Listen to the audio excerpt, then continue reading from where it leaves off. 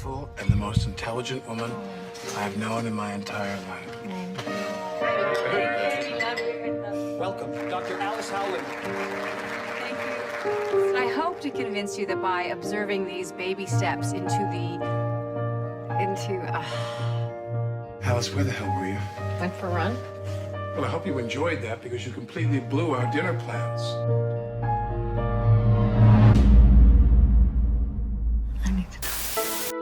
알츠하이머병은 유전적 요인, 뇌에서의 에너지 대사 감소, 독성으로 인한 손상이나 산화 스트레스와 같은 여러 원인에 의해 발생합니다. 이 중 산화 스트레스는 알츠하이머를 유발하는 가장 중요한 원인에 해당되는데요. 이번 실험에서 사용한 TMT는 생쥐에 복강주사하게 되면 해마와 전두엽 피질과 같은 영역에서 활성산소종의 생성 속도를 증가시키는 역할을 합니다. 그리고 이렇게 생성된 과도한 ROS는 뇌에서 산화 스트레스를 발생시키게 됩니다. TMT로 생쥐의 뇌에서 ROS가 많이 유도되어 산화 손상 수준이 증가하게 되면 세포 내에서 LDH가 배지로 많이 배출되게 됩니다. 이때 ROS 양의 증가는 NADH, NAD+의 비율을 증가시키고 세포에서 방출된 LDH는 NAD+의 존재하에 락테이트를 피루베이트로 변환시키는데 NAD+는 NADH로 환원되면서 LDH-SA 키트에서의 리액션 프루브와 반응하여 발색을 유도하게 됩니다. 따라서 ADA에서와 같은 조건을 만들기 위해 이번 실험에서 사용한 TMT는 뇌의 페리에탈 콜텍스 리지온에서 많은 ROS를 유도합니다. 이는 NADH의 양을 증가시키고 순차적으로 발색을 유도하므로 흡강도를 측정했을 때 TMT를 처리한 쥐에서 더 많은 LDH 액티비티가 측정될 것입니다. 실험은 크게 BCASA, LDH-SA로 나뉩니다. 먼저 희석 요액을 만들어줍니다. BCASA는 96웰 플레이트, 엘리자 리더, BSA, BCAAB 리전트, 샘플들이 있습니다. 우선 시리얼 딜루전 과정에서 BSA 용액과 증류수를 이용하여 희석 용액을 만듭니다.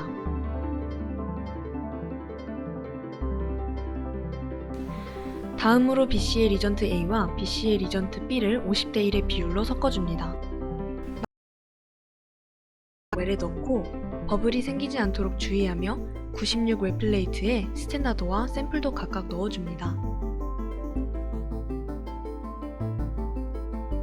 만들어 두었던 BCA 리전트를 각 웰에 넣고 플레이트를 호일로 감싸 37도의 온도에서 30분 동안 인큐베이트합니다. 그 후 562나노미터에서 흡강도를 측정하고 그 결과를 이용하여 LDH-SA를 진행합니다. LDH-SA는 키트, 멀티채널 파이펫, 스펙트로미터, 파이프판, 샘플이 필요합니다. 노멀라이즈 과정을 거쳐 계산한 결과값에 따라 샘플과 DW를 96웰 플레이트에 각각 넣습니다. LDH-SA 키트의 레드캡과 블루캡을 44대 1의 비율로 섞습니다. 완성된 용액을 멀티채널 파이펫을 이용하여 각 웰에 넣고 492나노미터에서 2시간 동안 10분 간격으로 흡강도를 측정합니다. BCA-SA 실험 결과를 분석하여 각 샘플의 OD 값을 계산한 후 BCA 표준 곡선과 각 샘플의 단백질 농도를 계산하였습니다. LDH-SA에서 각 샘플의 OD 값을 통해 TMT 그룹과 비이클 그룹의 결과를 비교하며 여러가지 그래프로 나타냈습니다.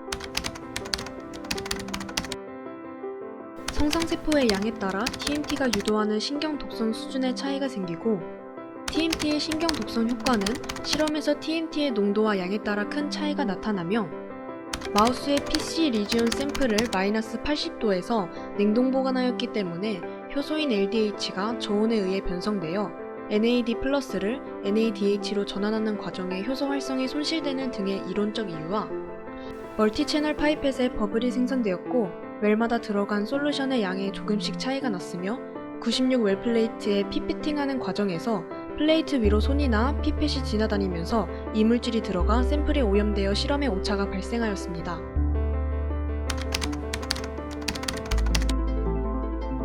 LDH 효소 중 LDH-A는 피루베이트를 락테이트로, LDH-B는 락테이트를 피루베이트로 변환시키는 역할을 합니다.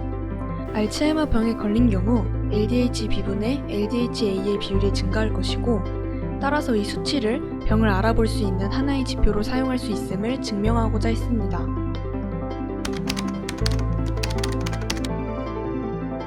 활성산소종인 ROS는 병을 일으키는 주요 원인이므로 일상에서 섭취하는 과일이나 비타민과 같은 페놀 화합물이 활성산소종을 줄여주는 항산화제 역할을 할 수 있는지 알아보고 그 활용 가능성을 밝히고자 했습니다.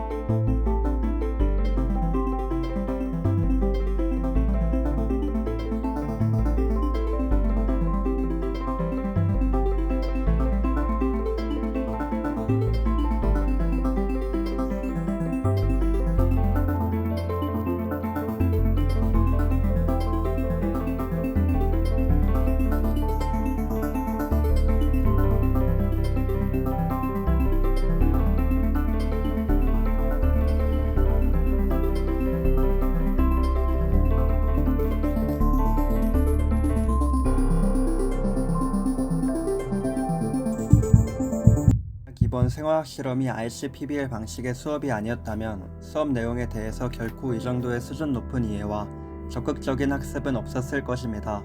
이 수업에서 배운 학습 전략과 경험은 이번 여름방학 때 캠퍼스 특허 유니버시아드 대회에 참여하며 유용하게 활용할 계획입니다. 논문들을 찾아 읽으며 필요한 자료를 분석해봤던 경험, 여러 이론들을 모아 과학적 추론을 통해 가설을 설정해봤던 경험 등은 이 대회를 준비하는 데 큰 무기가 되어줄 것입니다.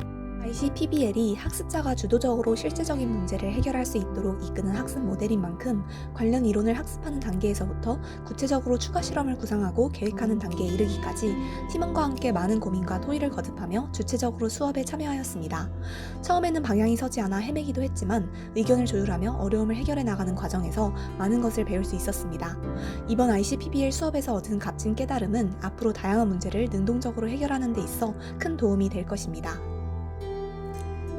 RCPBL 수업을 통하여 조원들과 소통하고 교류하는 과정은 코로나 사태로 인하여 제가 느꼈던 답답함과 스트레스 해소에 도움을 주었습니다.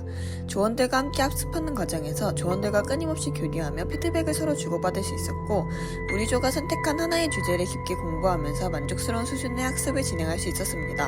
주체적으로 수업에 참여하는 과정은 학습에 대한 즐거움을 다시금 느낄 수 있게 해주었고 이 과정을 통해 얻은 것들은 앞으로의 학습에 있어서도 큰 도움이 될 것입니다. 대학생이 되고 코로나로 인해 제약되었던 수업들 중 PBL은 가장 의미있고 소중한 활동이었습니다. 조원들과 함께한 활동들은 나태했던 나에게 엔진이 되어 주었고 동기들 앞에서 발표했던 시간은 뿌듯함과 용기를 북돋아 주었습니다. 주체적으로 계획하여 실험한 모든 활동들은 동기부여가 되어 앞으로의 방향성을 잡아주었고 덕분에 구체적이고 확고한 꿈도 생겼습니다. 이처럼 저에게 PBL 활동들은 터닝포인트이자 잊지 못할 최고의 수업입니다.